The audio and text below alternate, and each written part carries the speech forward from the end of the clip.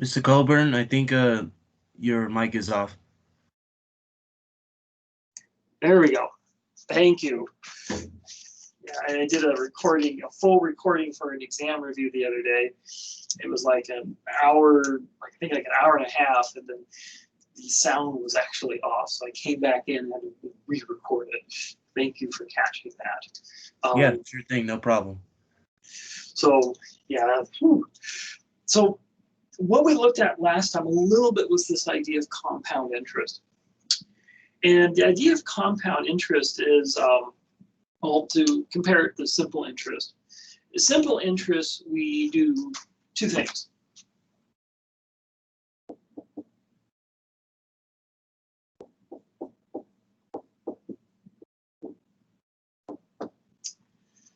So with simple interest,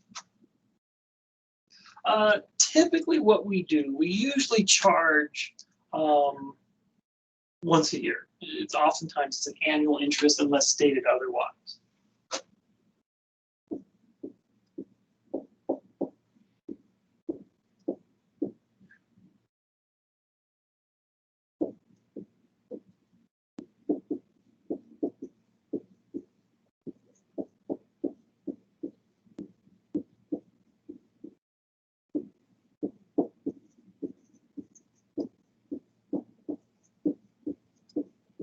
And that's not always the case. You could get a simple interest problem where it's monthly, so you're charged at the end of each month. But the key thing with simple interest is that we only charge the principal.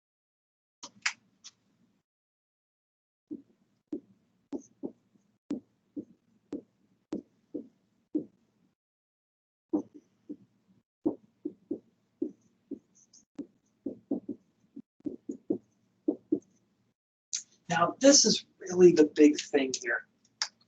When we mean charge the principal, what that means is we're only charging you interest on what you borrowed, which, okay, that makes sense. There's going to be a big difference with compound interest. So usually this is annual, but it doesn't have to be. And this is very key, though. We only charge the interest. So I'm not sorry, the interest, we only charge the principal. So the formula we get, how much you say you borrowed some money to buy a truck. You're going to owe the principal plus the interest charged only on that principal. So the interest, it's PR, your interest rate times the principal. And so this would be what you would pay back after 1 year. What you borrowed plus the interest, which is the interest rate times the principal. Now you might borrow this money for multiple years, say T years. So that means you're going to pay the interest on the principal T times. So if you borrow the money for 5 years, you're going to pay interest on that borrowed money 5 times. So this is how much you're charged for 1 year. So we just multiply by the number of years, and we get this formula. So you got to pay back what you borrowed. You got to pay back what you pay in interest per year. You might have to do this for multiple years. Now we can do some fancy algebra. We can factor out a p here. This is a clever trick. We'll say this is p times 1. Because anything times 1, timesing 1 doesn't change anything. Factor out a p.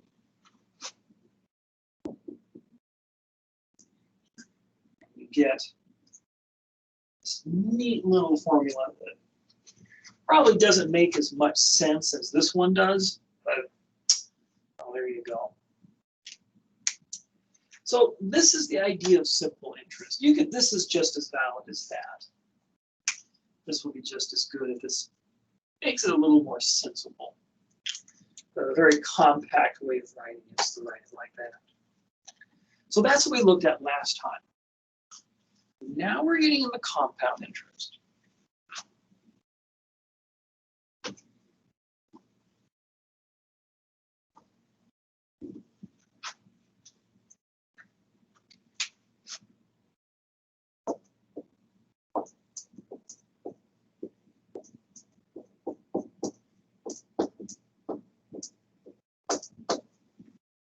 So compound interest. So what is this? First off, more often than not, though it's not always the case, but more often than not, you're charged interest at different times during the year.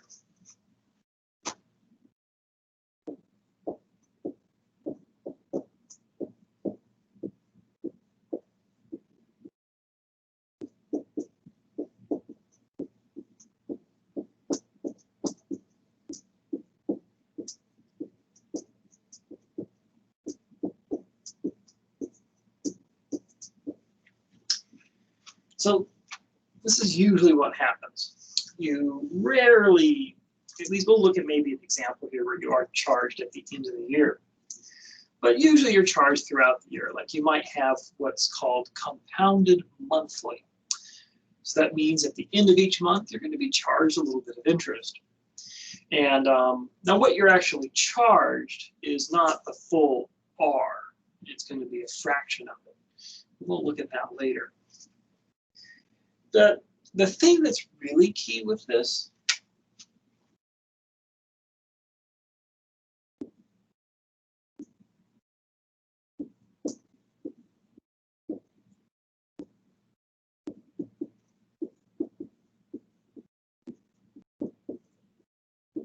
well, okay, this is fairly familiar.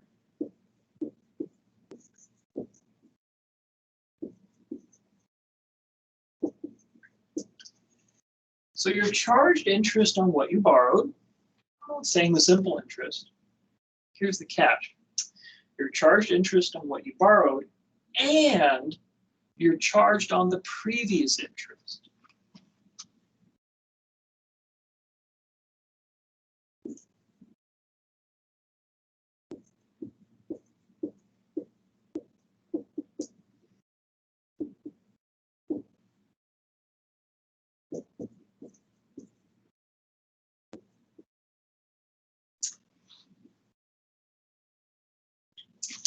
You're going to be charged the interest on what you've borrowed, and you'll be charged interest on previous unpaid interest charges. So what ends up happening is when we charge you interest, we put it onto your bill. It goes under your tab is what's going to happen. So if you borrow $100 and you're paying 10% interest, at the end of the period that they're doing the compounding, say it is at the end of the year. So at the end of the year, you're going to owe $100 and then $10 in interest. But instead of having you pay it, we're going to put that $10 you owe on your tab. We're going to put it with the $100, make it $110 that you owe now. And we're going to charge interest on the $110. So you're going to grow, in a sense, your debt's going to grow more and more unless you start paying this interest down. So one of the techniques people do is they'll actually pay off not just their payment, but they'll make sure they pay off the interest that's earned over a time period. So you can kind of try to prevent some of this growth of debt. So pretty much you're paying two separate things, right? Well, I'll go Kind through. of. Uh-huh. You're pretty much kind of paying two separate things instead they put it together, right? If that's making more sense. They're going to put it together. Let me Okay. do an example. I'll show you what's going on here. It's interesting. And depending on, it can be a little scary too. So let's say we have this. Let's say you borrow $10,000 at 1% interest. Let's make the numbers really easy. Say it's $100,000 at 1% interest. So, and let's say it's compounded yearly. So I'm going to go against that first sort of difference maker between simple interest and compound. We'll say compounded annually. So in this case, at the end of a year, you're charged the interest. So what's going to happen here? Well, let's look at how much you owe at the end of 1 year.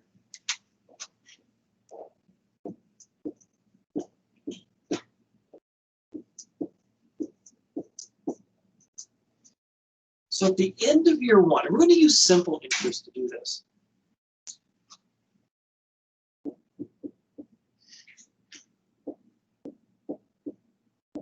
So there's your P plus 1, there's 1%. So, and T is going to be 1. So what you would do, in fact, let me not use this sort of obscure formula. Use this one. So we're just calculating it for at the end of 1 year. So you could say this is T equals 1. So at the end of 1 year, you've got how much you owe and the interest you pay on it. So 100,000 plus 100,000 times 0.01.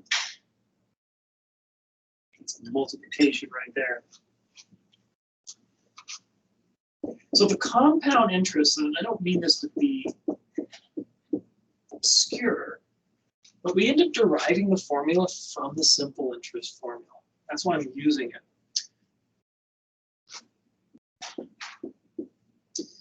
So we get $101,000.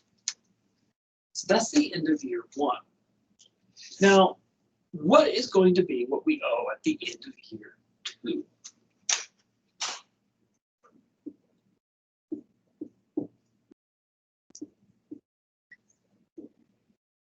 Well, what we do with compound interest is we're going to make this the new principal. So that means we've got,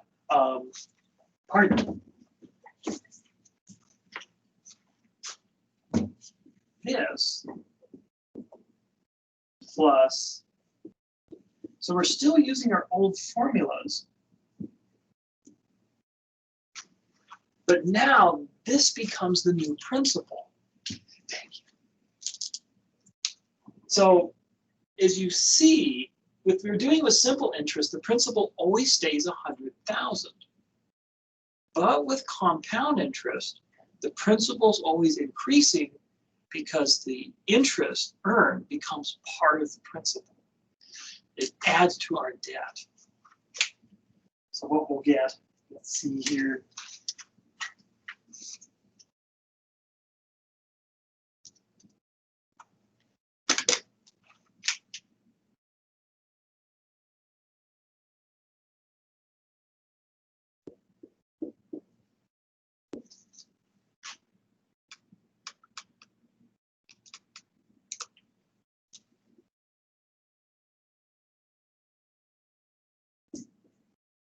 And so now we've got a new principal. So instead of owing $100,000 and we're paying interest, we're just sort of getting interest on the side. Now this interest is being placed into our principal, and now we pay interest on this new principal. So this might seem a little unfair. Here, I'll go through another iteration. So again, the idea of paying interest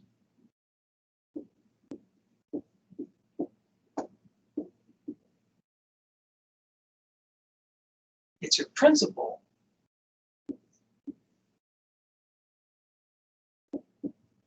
plus the interest you owe on that principal.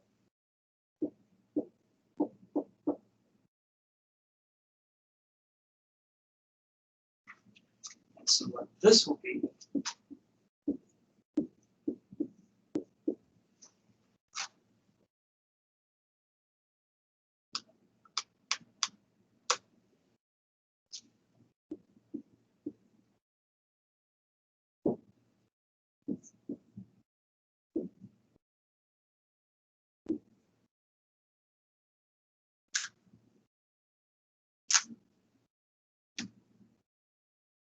going to get that. So how is this different than simple interest? Well, with simple interest, what we would do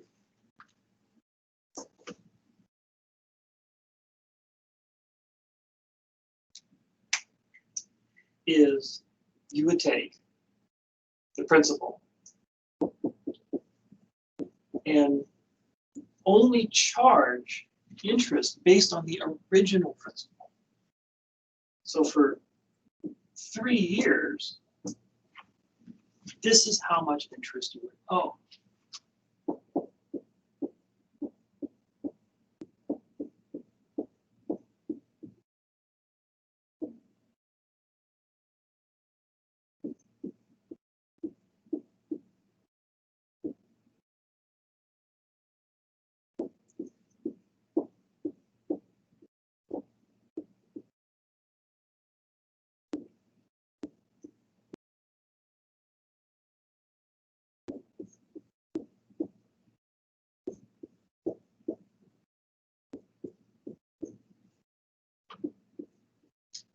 A little fast here.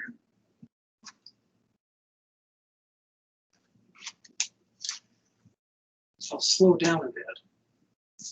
But here's our principal, and this is what we owe for the first year interest, second year interest, third year interest. Again, this is if we're using simple interest.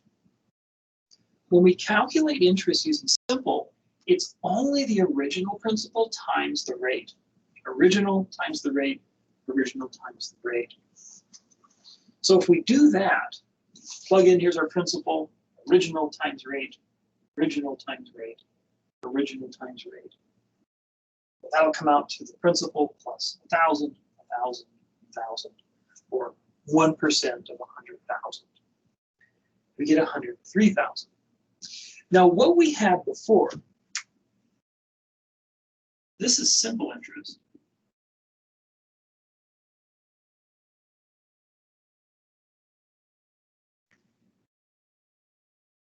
Well, what was compound again? Well, that was 103,000 and 30.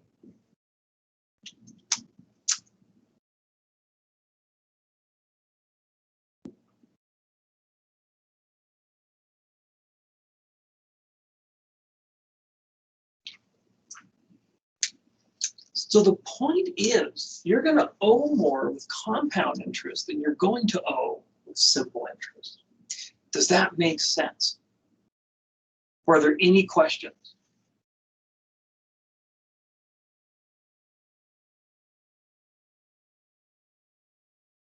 Hope that's a good sign. All right.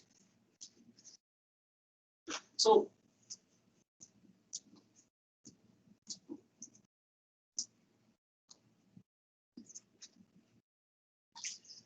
the thing with compound interest, so this is interest charged annually. It's charged at the end of each year.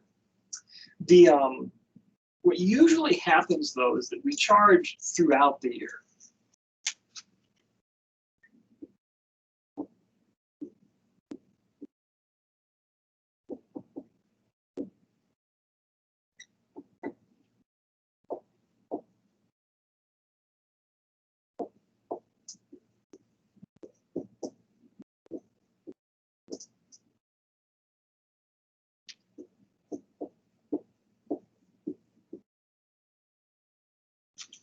So what we want to talk about is there's certain terms that talk about compounding. And the number of times per year that you're charged interest is the compound period. Let me get the, yes, compounding period. And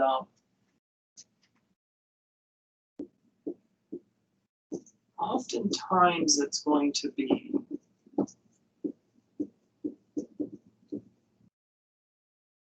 things get the definition they're using. It's your frequency.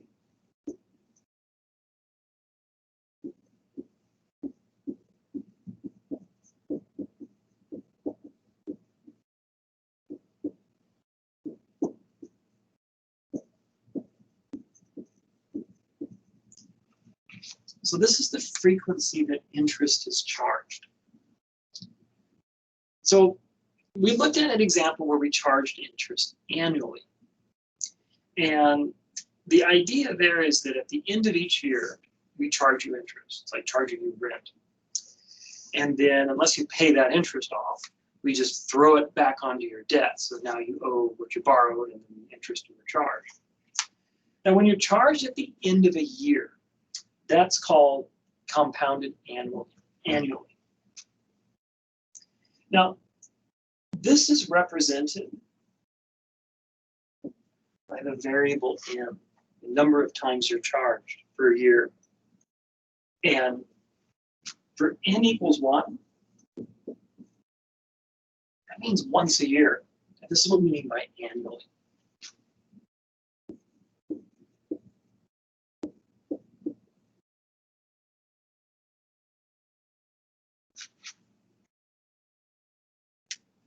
Now, if n equals 2,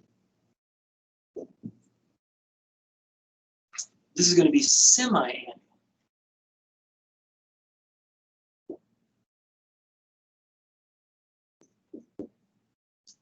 So this means you're charged every 6 months.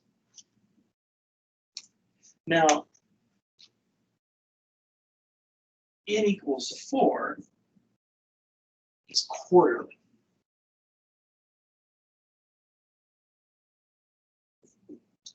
So that means every 3 months or every quarter of a year. N equals 6. This is bi-monthly or every 2 months.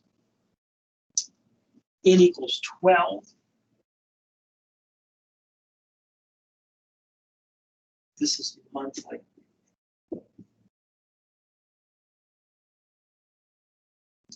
And again, we got to be kind of careful here.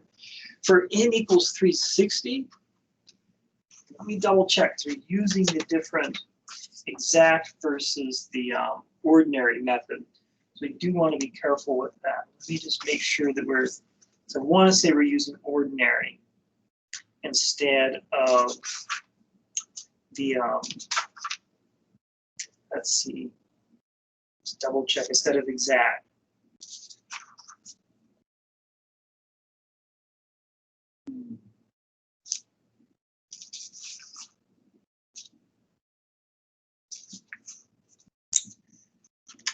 Should be the ordinary method. That's daily. There's another one I forgot to put in here. N equals 52. That's weekly.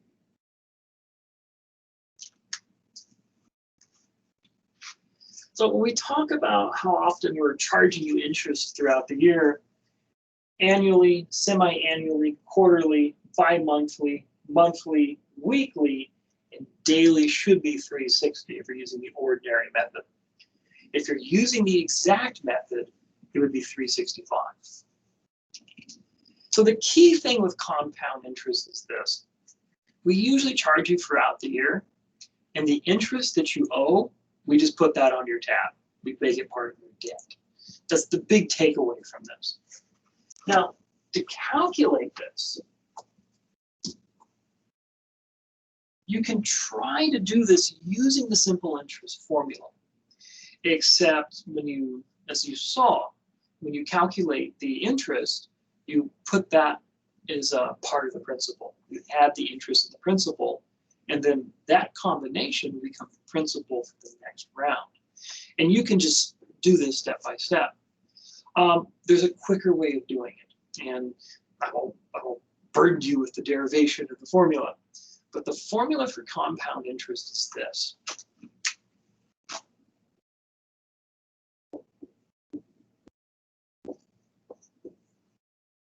I might burden you with the derivation later.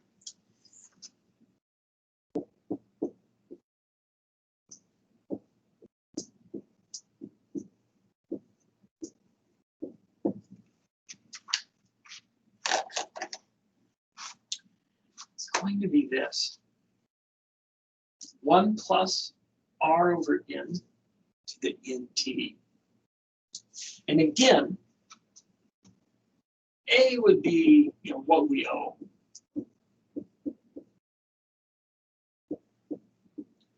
Or if we're investing, it could be what we've earned.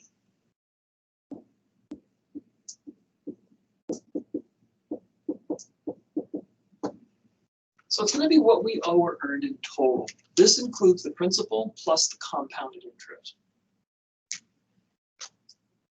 P is the starting principal.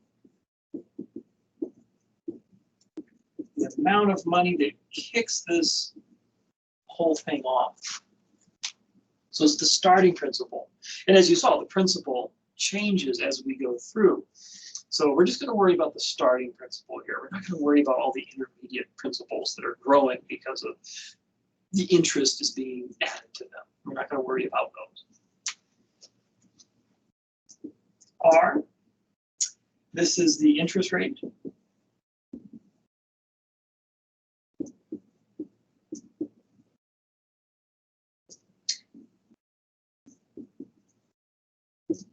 And again, this is the rate as a decimal.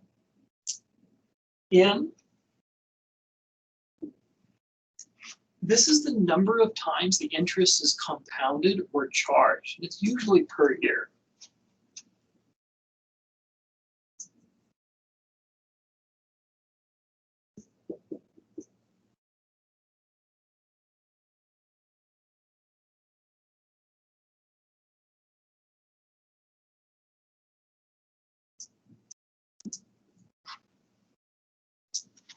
And then T is time. And oftentimes this is going to be years. Very often it's going to be years. So these are the parts of this formula. What we owe or what we earn at the end of everything. What we started out with, the interest rate, how often this interest is being compounded, charged, and then added onto the principal. And then for how long are we going to keep this process going? So let's do an example. Let's see here.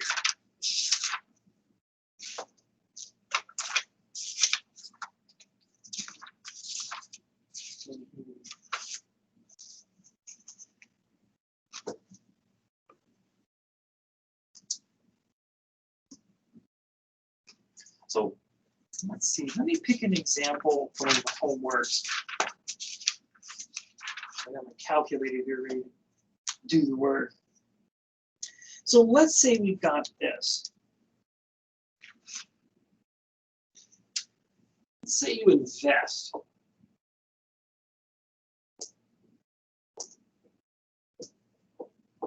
$8,500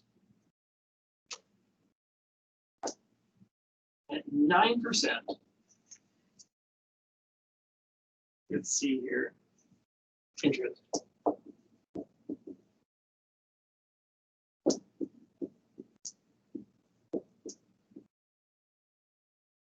Compounded. Let's see, monthly.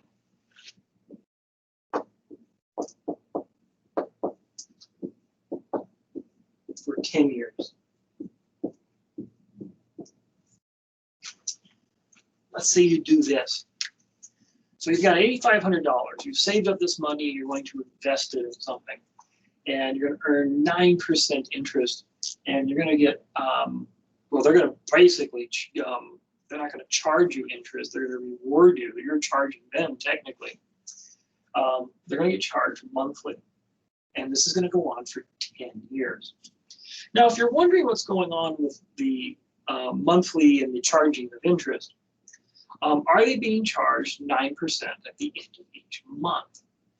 Not really. What's going on is this. This is sort of just a point to mention.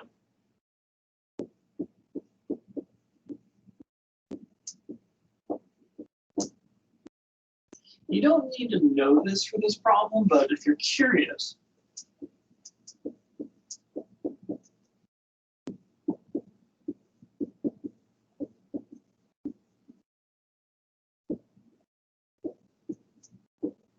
it's going to be charged and added to the principal. So in this case, you're charging them, you're investing, and then you're charging them, and then they're going to take that interest that they owe you and add it to the principal that they owe you.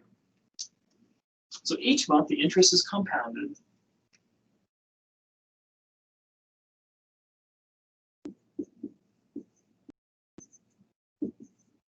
the rate that you're charging each month is R divided by N. So in this case,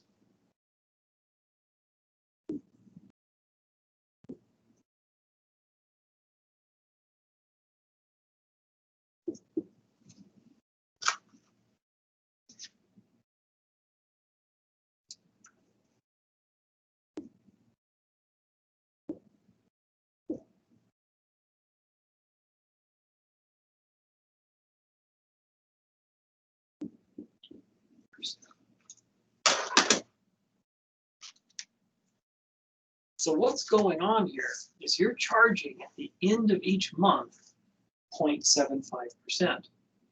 So if you multiply that 0.75 by 12 months, what you're going to get is 9%. So when we compound interest, we're not charging 9% at the end of each month. It's still 9% for the year, but we're taking these little charges and we're dividing them up evenly per month. So if you charge 0.075% per month, at the end of 12 months, you will have charged 9%, because 0.75 times 12 will give you 9. So that's what's going on here. So I'm sorry, just I got a question. What would like the true correct answer be? Should we go for 0.0075 or 0.75%?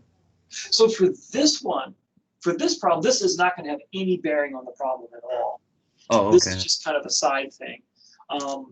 So just something just to point out. I mean, I could probably put together a little video on how this works. I think it's interesting. For the sake of time, we'll move on. But if you ever try to play with this on your own, if you say, well, if it's 9% interest compounded monthly for 10 years, are they charging 9% each month? And they're not. This is actually an annual interest rate. When they compound it monthly, that means they're going to take this 9% and divide it up into 12 even charges. And that turns out to be 0.75% for each charge. And so at the end of each month, you're charged 0.75% for 12 months at the end of each month. So that's what's going on here. So if you're just curious what's going on, if they charged you 9% at the end of each month, watch out. That could get pretty, that's going to grow pretty quickly. Well, of course, if you're investing, that's a wonderful thing. So anyway, that's just off to the side. Now, to do this problem, what you want to do, again, is be very careful with how you handle your numbers. So if we take our formula, and that's where this comes from. And I could probably do a video on how you derive this formula from simple interest. The compound interest formula is based on the simple interest formula. It's just a version of it, really. And that's this little R over N. That's why that's there. So anyway, that's for another time. So we're going to plug in our numbers. So P is 8,500 in this case. F1 plus. Now R is the interest rate as a decimal. That means you're going to go from percent to decimal. It means move your decimal point 2 spots to the left. You're going to get this. Now, it's compounded monthly. That means N is 12. 12 up here. And then for the number of years, it's going to be times 10. And time, we usually put it in years. We usually assume it's years. It depends on what they say the interest rate is, and it should be an annual interest rate. In this problem, they don't mention whether it's annual or not, so it's usually assumed. If you see the interest rate, just assume it's annual. At least for this class and this homework set. So again, we want to do PEMDAS. So we want to be careful. We assume there's parentheses on there. So what we can do,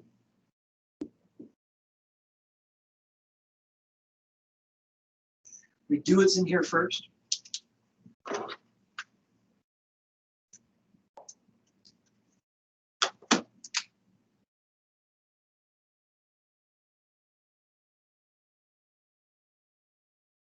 And you can take care of this too if you wanted to. But we could just leave it. Again, following our order of operations.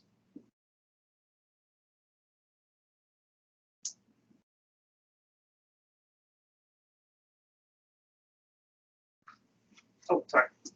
Not going to be 1 plus. We're going to add these here.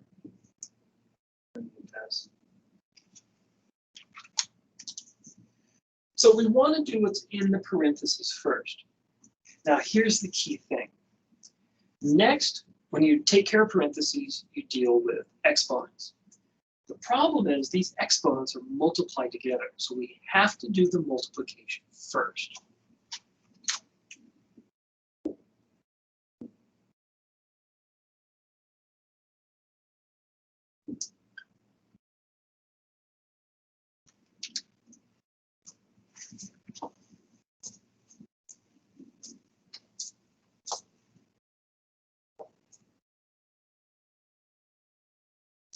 So once we've done the multiplication, now we can apply the exponent.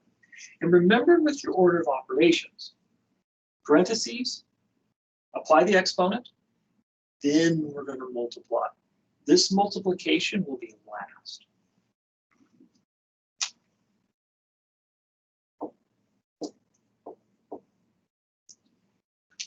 So on my calculator, the way I do this,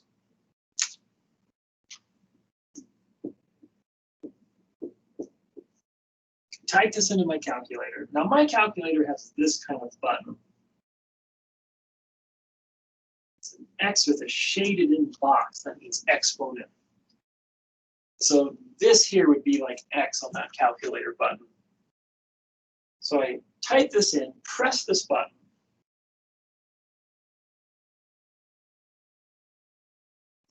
And then I type in 120. I hit equals. I'm going to get this.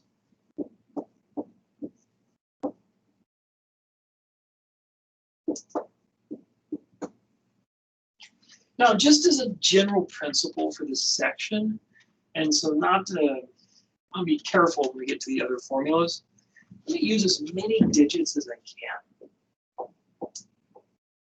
I mean, if you wanted to, you could probably eyeball it and say, well, since we're dealing with money, we're always rounding to the hundreds.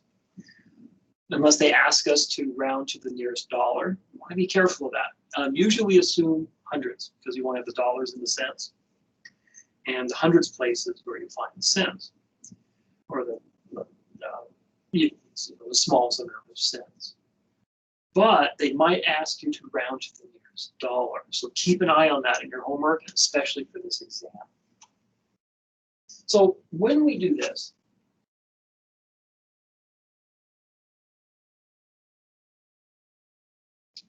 we're going to get 20,836.53516.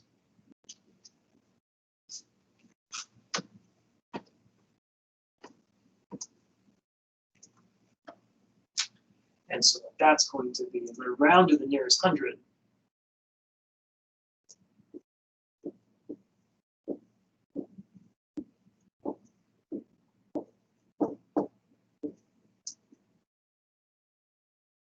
And that's how much you're going to have at the end of 10 years.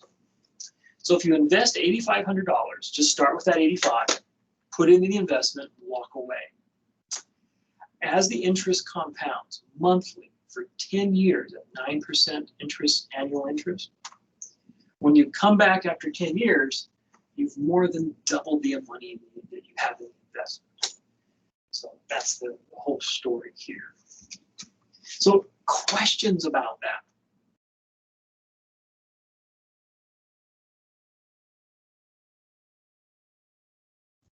I'm kind of confused on one part that that got me. What did you do again on the calculator to get that big number again? So what I did, you mean to get this number or this one here? Yes, sir. It depends on your calculator. Like my calculator in here, I'll try to show you. Here it comes. You see this button at the tip of my finger? Right. Okay. It's got an X with like a square on it. It might be kind of blurry. Yeah, I can see it. But that button there above my finger, that's what I hit to do an exponent. So what I would do is this. Let's see here. So I would put in 1.0075. So I'm going to put this into my calculator. Right. And then what I'm going to do, that button above my finger, I'm going to press that. See if I can see it. So I'm going to hit that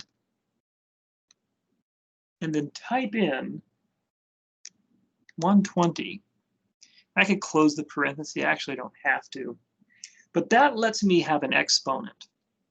If I hit equals, then I get that big number. How do you do that on a, I think this is a TI 83 plus?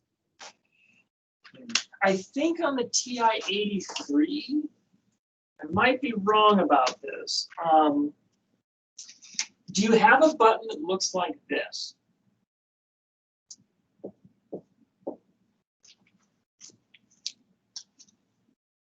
That's X, No. Y.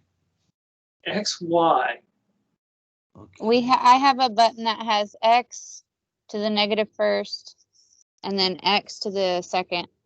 And then if I push the second button, I have 10 to the X exponent and an E to the X. Let me check something real quick. Take a look at this.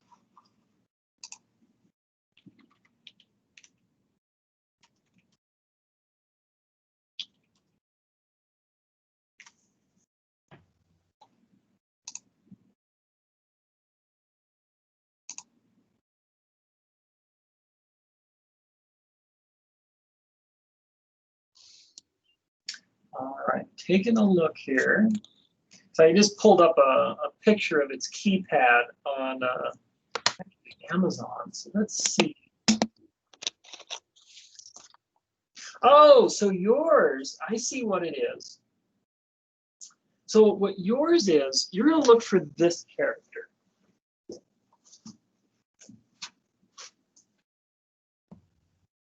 So for yours,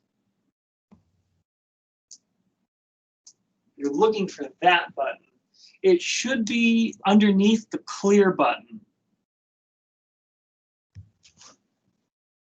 That's a little more. Okay, thank you. No problem. So what you would do in that case, and you can type it to see if you get what number you get. But if you do this sequence, if you type in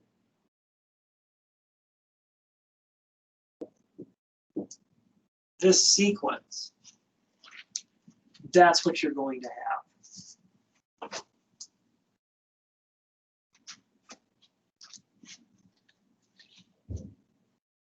I got it. Thank you. No problem. Yeah, I forgot. In the TIs, you're going to have that caret symbol. Well, let me do another one of these. Now let's see. I want to check something. Let's see, number 7. I'm going to do number 7 and 11.2 and answer that question. When we compound daily, are we using the exact method or are we using the ordinary method? So I'm going to assume we're using the ordinary method. So for number 7, it's 11.2, page 642. This is what we've got. They give you a principal of $9,600.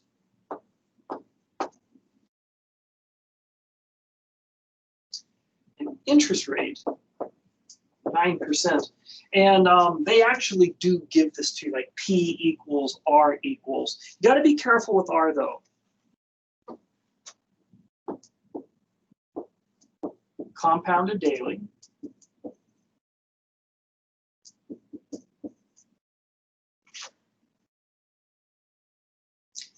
t is 3 years. So they actually give you the information like this. Now, I've got an issue with this. R should be a decimal. So give you a second to write that in your notes. We'll sort of clean this up a little bit.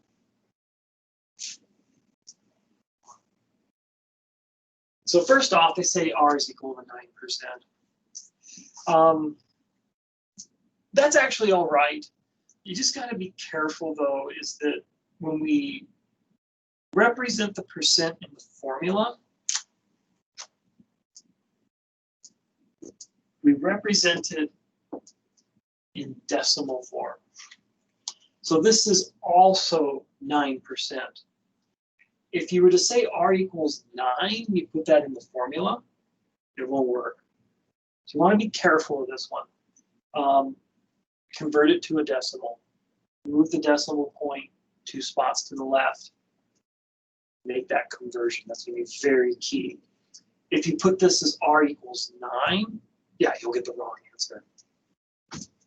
Now, compounded daily. Let's go with the ordinary method of 360 is equal to n. So we're going to compute this using the ordinary method. We'll see if we get the answer they have in the text. Excuse me, sir? Yes.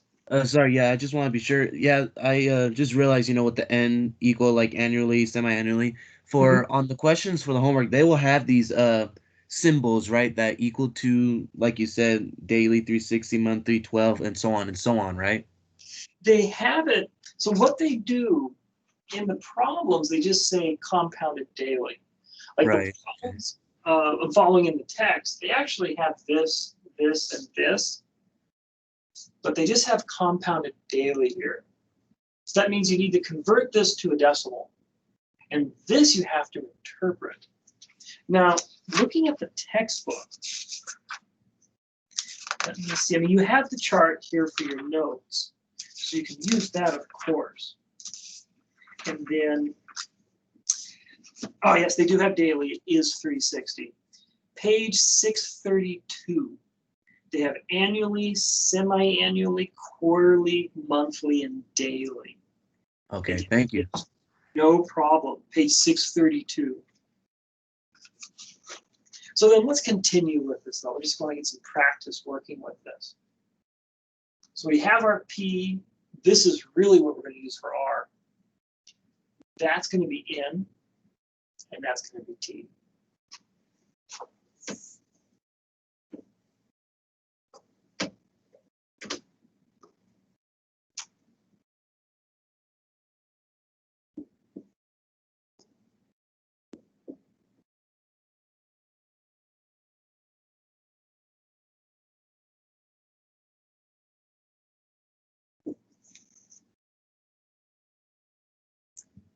So we're going to have 9,600 times 1 plus 0.09 over 360. And then we have 360 times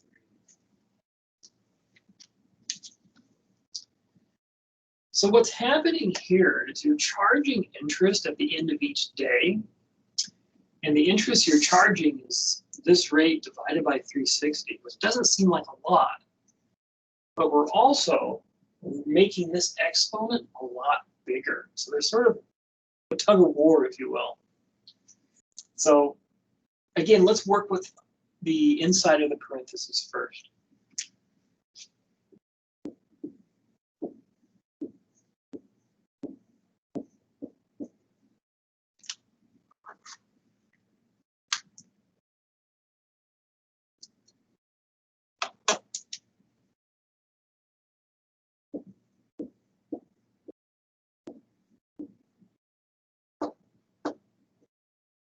Now, I'm being a little pedantic. You could multiply 360 and 3 and get your exponent here. I'm just sort of going through all the steps, but I mean, there's no, you'd be able to do that. That'd be fine. Sir, which section are we on again? Oh, 11.2.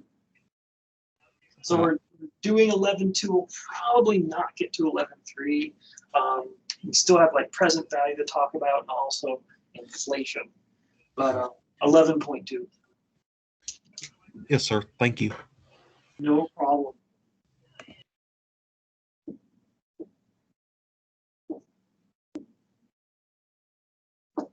So again, I'm just really being a stickler on PEMDAS.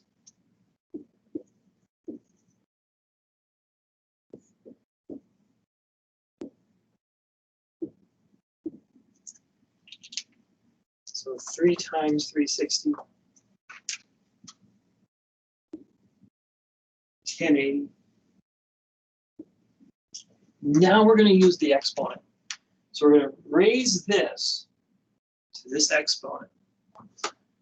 So I'm going to take 1.00025, raise it to the 1080 exponent.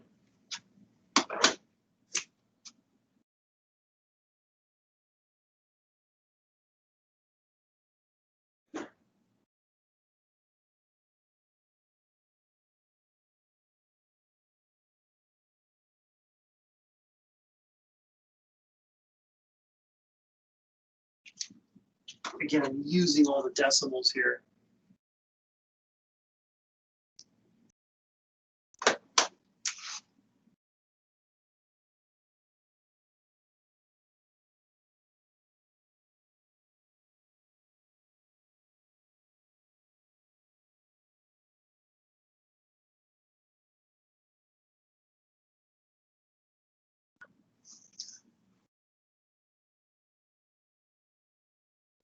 Okay, no problem. You do have an E version of it. You do have that. I forgot.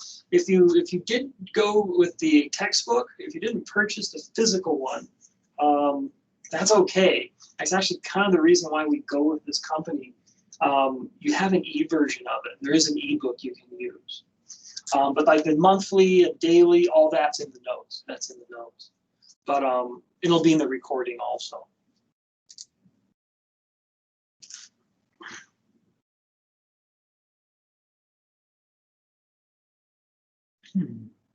Which book did they send?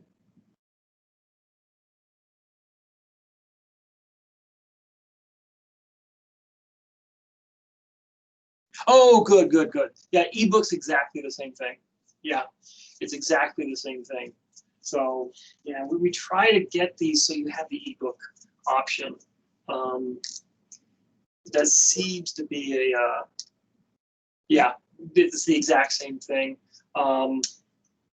There's pluses and minuses to both, but the good thing about the ebook is as long as you have access to the internet, you're never going to be without your textbook. So that's a huge advantage with it. So that's something that we kind of like. So anyway, again, round to the nearest cent.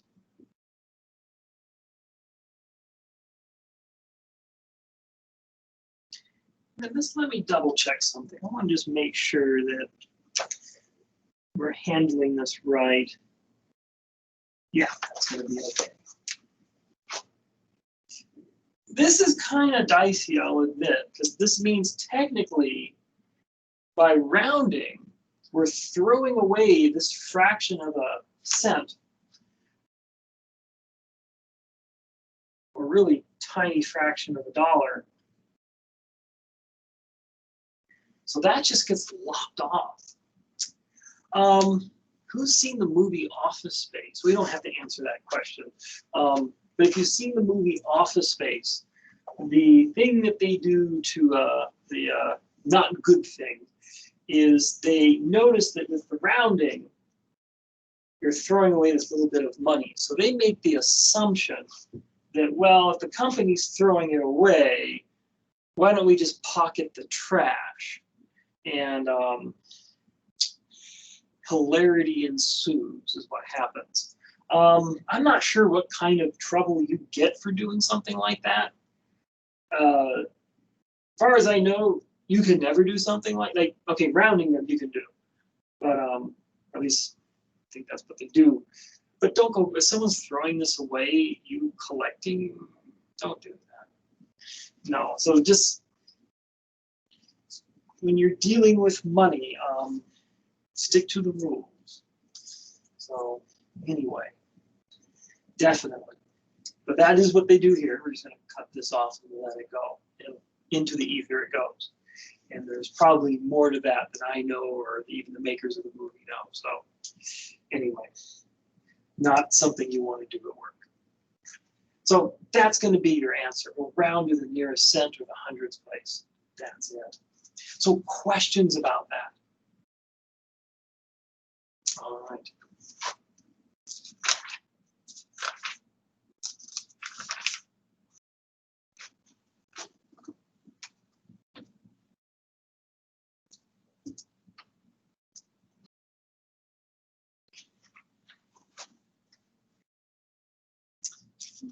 I think if you did collect those fractions of a dollar, it is still considered theft. So just FYI. All right. So there's another concept here called present value. And so what present value is going to be,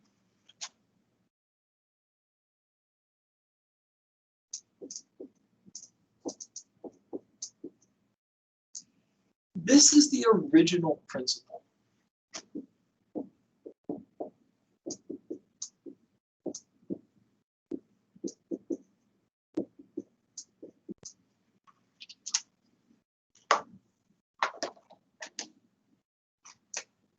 So what it is,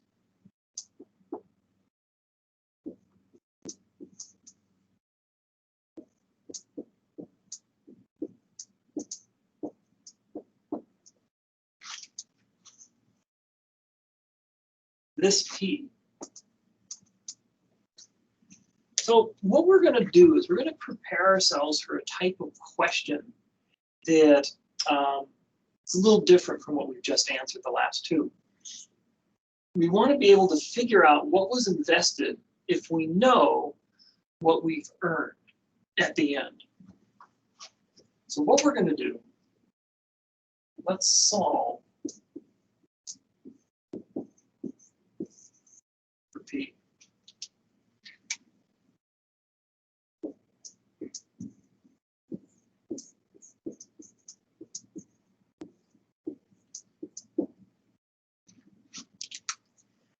So this is sort of like, hopefully this vindicates a little bit that section we looked at where we're working with formulas. Like, why are we solving for R? Why are we solving for I? Well, this is exactly that situation. Let's say we know how much we've earned at the end of the time period. And we know that there was an interest rate. This was so many years. We know how often that the interest was compounded. So what we can do is divide both sides by this entire piece.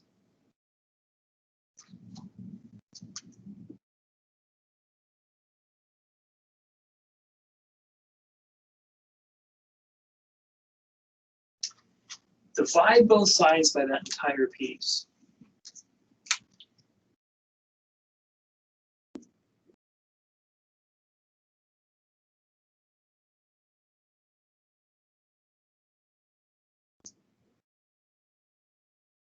And we're going to get this.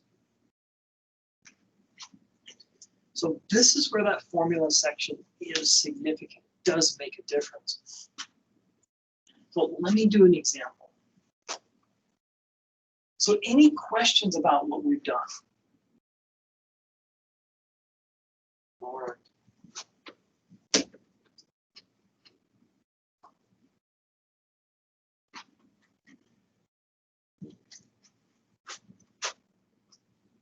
So let's say we have this.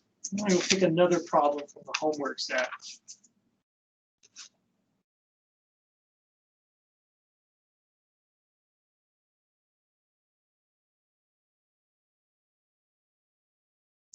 So let's say we have this. I'm going to do question 21. So we've got $25,000.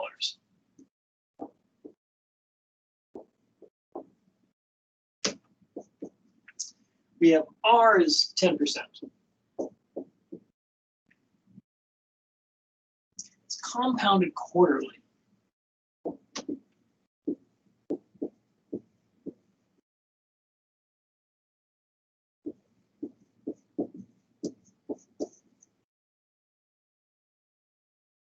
And finally, T is equal to 12.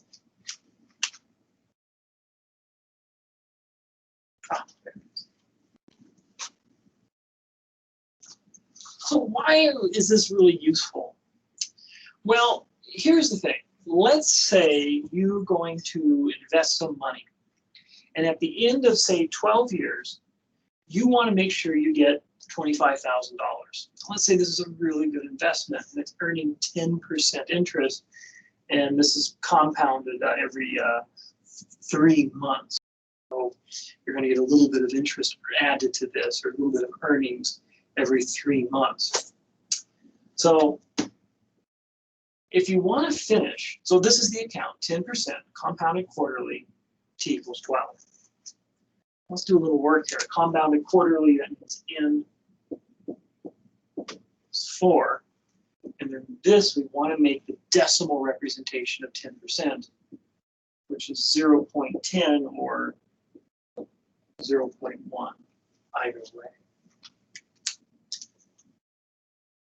Now, why would we want to answer this kind of question? If you're sitting down, say at the McDonald's, and you're sort of figuring out, how much money you want to earn after so many years in an investment. I only mentioned sort of colloquial example because I sat down in front of at a Taco Bell once and tried to figure out how long it would take for me to pay off my student loans if I did a certain payment schedule. So there you go. You could be sitting there with a piece of paper and you're wondering, well, let's say I have this account and I want to make sure I have $25,000 at the end of the 12 years. How much do I need to initially invest? And that's what we're interested with present value. We want to find out, okay, so 12 years from now, if I want 25 grand in this investment, what do I need to invest now? So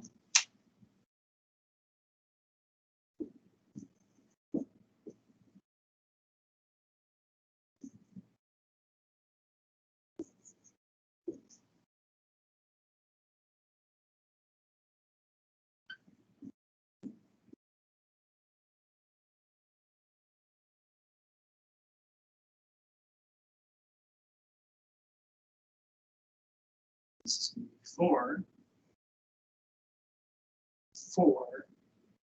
times 12.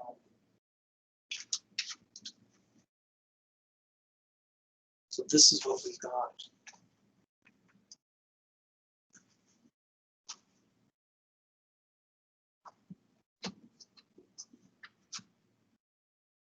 Now, again, what we want to do, we want to be really careful. We're going to follow PEMDAS.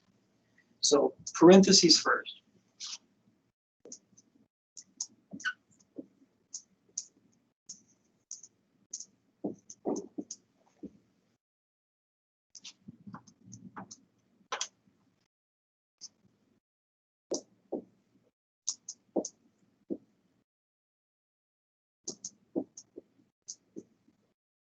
So I'm being really methodical.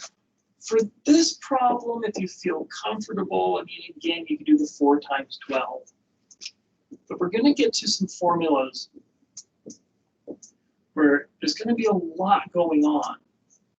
So taking your time on it isn't a bad idea, even though it's very tempting to want to just rush through things really quickly with your calculation.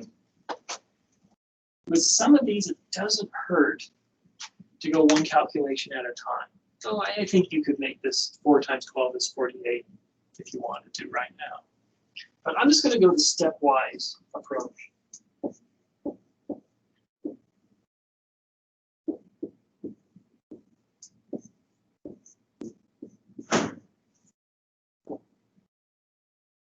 Oh, 25,000. That's another thing. You forget that zero, you'll have 2,500 dutifully copied all the way down, and you'll get an answer, and you'll submit it, and it'll be wrong. So another thing, kind of, it's good that you write it systematically, is you can check your steps and see if something like that happened. You accidentally left off the zero.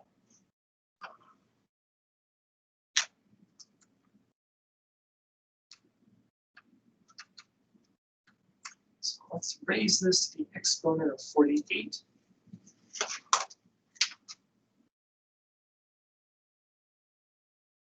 And again, I'm going to use all the digits here.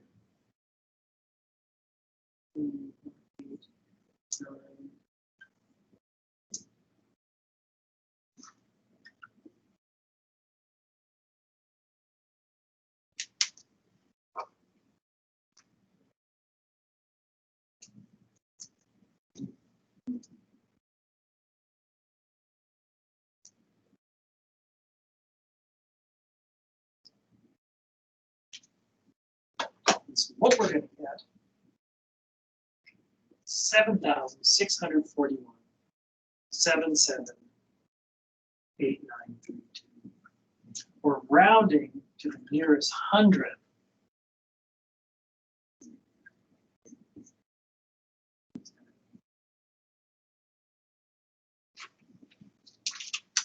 Let me just double check that one. Just want to make sure.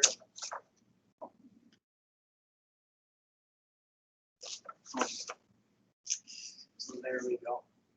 So this is what you would have to invest initially. So if you have this account that you're going to have for 12 years, the interest is 10%, compounded quarterly or every 3 months. If you want $25,000 in that account at the end of you need to invest $7,641.78. So that tells you how much you need to put aside to get that 25 grand at the end of 12 years. So questions about that?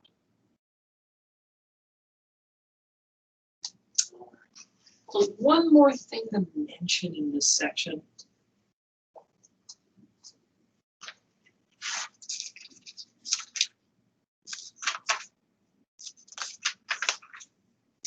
So let's see here.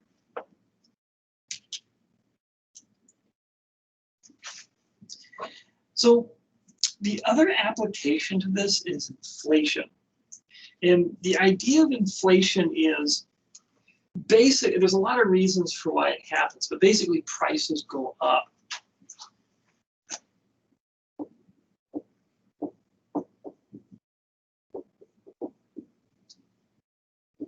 So it's an increase in price. And inflation isn't necessarily, it's not necessarily the result of,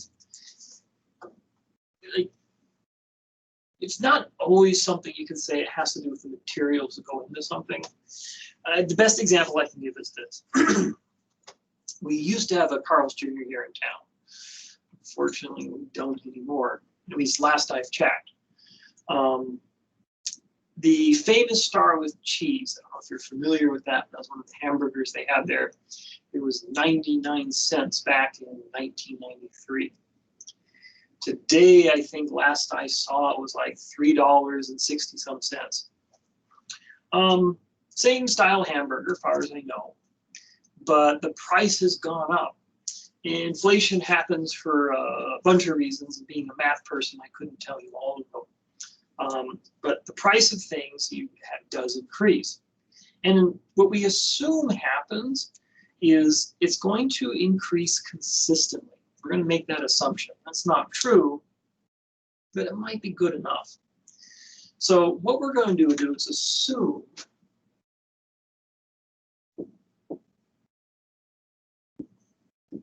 the price, or the rate of inflation, I'm sorry.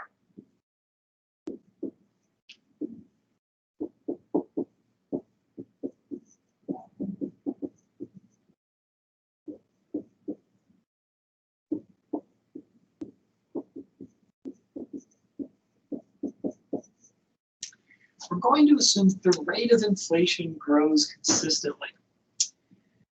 Now, one of the issues with inflation is prices go up for the same goods. So like you've got your famous Darwood cheese with 99 cents. So say in 1993, you have a minimum wage of say $5 an hour. So that can buy you roughly 5 of those hamburgers, not counting sales tax.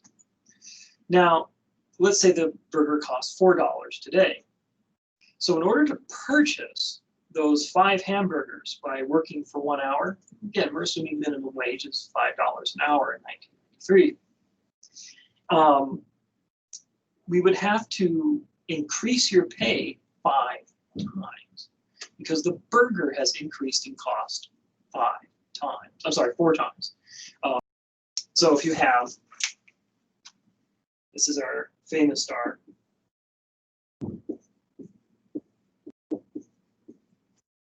Say it's $1 in 1993. So your minimum wage is $5. So that's going to give you 5 burgers. So you'll hear this idea called keeping your salary with inflation, or keeping it so it rises with inflation.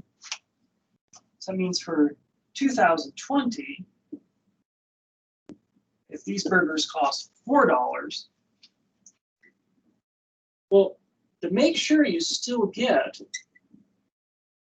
5 burgers for working 1 hour, how much do we need to pay you? Well, we're going to need to pay you 4 times as much. You're going to need to earn $20 an hour so you can buy these 5 burgers for working only 1 hour.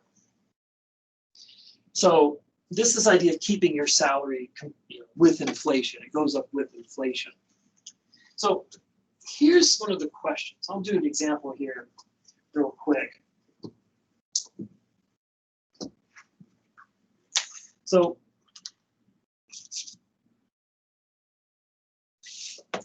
let's say, I'll use the example in the text here. Your salary today is $35,000. Now let's say, what will your salary be to have the same, and this is an idea called purchasing power.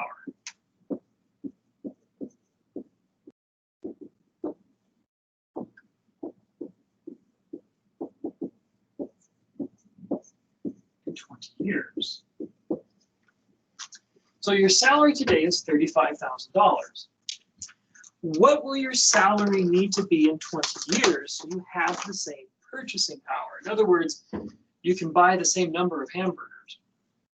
Now we're going to they have an assumption, assume 6% inflation.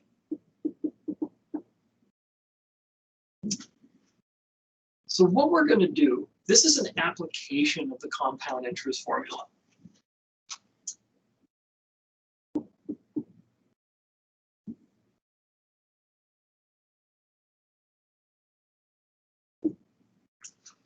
So in this case, though, A will be the future salary. And P is the current salary.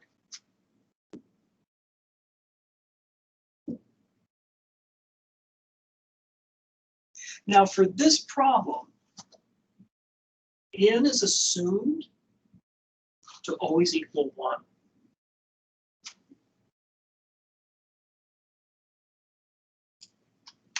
And then R is the rate of inflation. So we're going to use this formula. We're just going to use it a little differently. So A will be the future salary. This is your current salary. N will always be 1. This is still going to be T years. That hasn't changed. And this will be your rate of inflation. So let's plug all this in. Now, for the sake of time, I'm just going to give the answer. I know we're running out of time.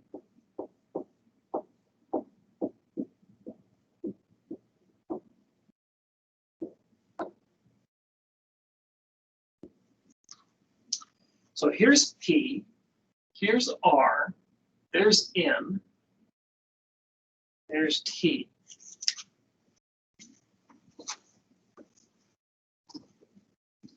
So if we carefully go through our calculations, what would our future salary have to be 20 years from now so we can buy the same amount of things or the same things that we can buy today with $35,000? Well, looking at the text, it's going to be this.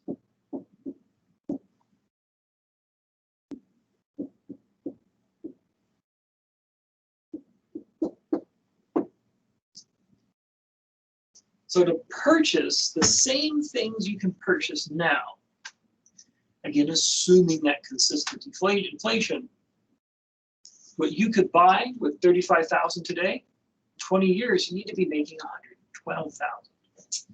So, keeping up with inflation is what they say. I just want to point out one other thing. Since we're going over time here, I just want to mention it. You can do this a little, you can ask this question backwards. So again, I'm going to look at example 9 in the text. So it says in 2015, suppose you purchase insurance policy in 2015 that will provide you $250,000, $250,000 when you retire in 2050. So assuming an annual inflation rate of 8%, what will be the purchasing power of that 250,000 in 2050? So this is the idea here. You have money now. So let's say you get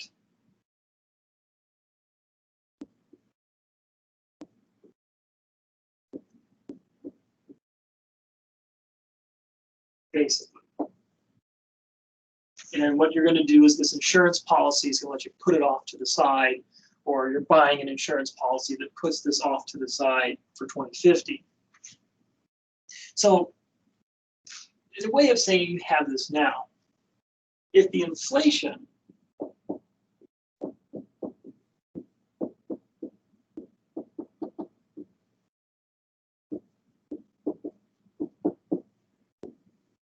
is 8%, and this is going to be annually, this is why n is equal to 1. It's like annual compounding.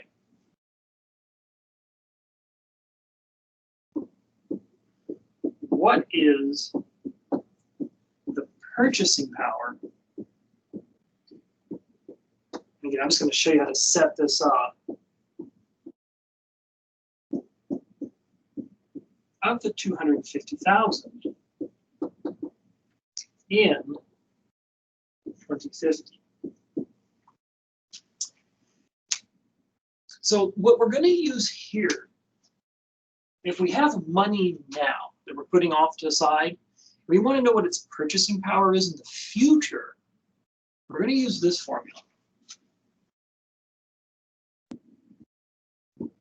I'm just going to go through this. I know we're out of time.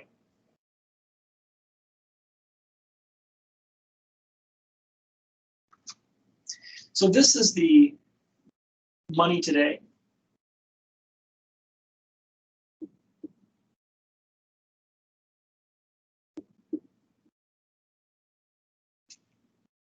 This will be the future purchasing power.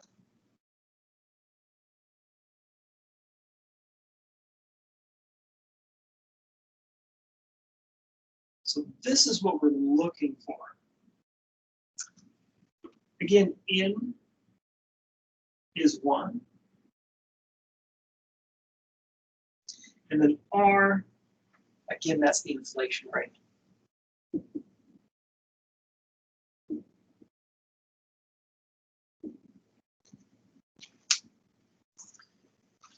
So I'm just going to set it up real quick, and then I'll have to give you the answer. Unfortunately, we can't go through all the calculations because we're already 7 minutes over.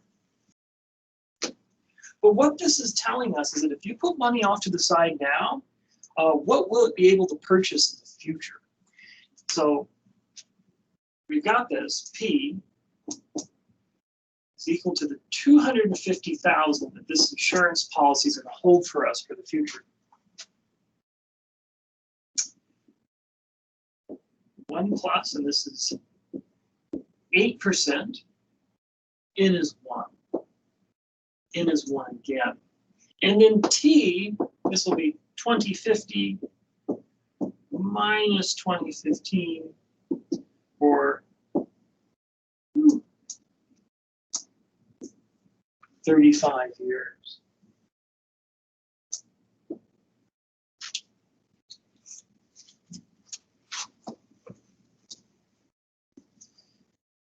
So if we do the calculation, what will this 250 that we're putting aside be able to purchase for us? You can think of it as like putting it in a box, holding on to it for 35 years, and then opening it, and then trying to spend it. What will it be able to purchase? What you're going to get, it'll have a purchasing power of $16,908.64. Now that might be kind of disturbing, but think of it like this. Let's go back to those famous stars of cheese. In 1993, there were $1 each. Let's say you put aside a $5 bill from 1993. Then, in the year 2020, you pull that $5 bill out, walk on down to the Carl's Jr., try to purchase one of those burgers, and you'll find out you can only purchase one of those burgers. They're now $4 each. So 1993, for $5, you can get 5 of them. Today, you can only purchase 1 for $5. So that's the issue with inflation. You gotta be kind of careful of that. So it is something to point out there. Anyway, that's it for tonight. Thank you for staying late. And we'll get into 11.3. This is an interesting chapter. We're going to get into some cool stuff. Talk about mortgages soon. All right. Other than that, have a wonderful evening. Let me know if you have any questions. Bye, sir. Have a Take care good now. evening, Mr. Coburn. Have a good night.